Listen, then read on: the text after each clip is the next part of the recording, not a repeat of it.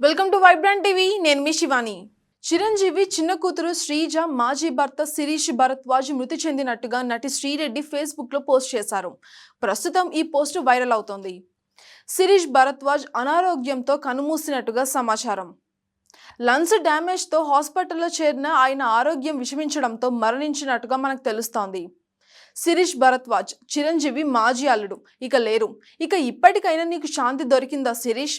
అందరూ నిన్ను మోసం చేశారు అంటూ ఫేస్బుక్ లో పోస్ట్ పెట్టింది శ్రీరెడ్డి. శ్రీజ కొనిదెల మొదటి భర్త శిరీష్ భరద్వాజ్ 2007లో ప్రేమించి వివాహం చేసుకున్నారు. పెద్దలను ఎదిరించి మరీ వీరు పెళ్లి చేసుకోవడం అప్పట్లో సంచలనం రేపింది. అయితే మనస్పర్ధలు రావడంతో 2014లో వీరిద్దరూ విడిపోయారు. అప్పటికే వీరికి ఒక కుమార్తె కూడా పుట్టింది.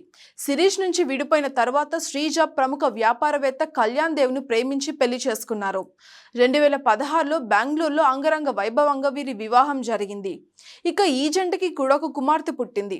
అయితే వీరు గత ఏడాది విడిపోయారు. మరోవైపు శ్రీజ మొదటి భర్త శిరీష్ భరద్వాజ్ 2019లో మరో వివాహం చేసుకున్నారు. అనంతరం బీజేపీలో చేరి రాజకీయాల్లో కూడా చురుగ్గా ఉన్నారు. ఆరోగ్య సమస్యల కారణంగా తాజాగా ఆయన కన్నుమూసినట్టుగా మనకు తెలుస్తోంది. For more updates subscribe to Vibrant TV.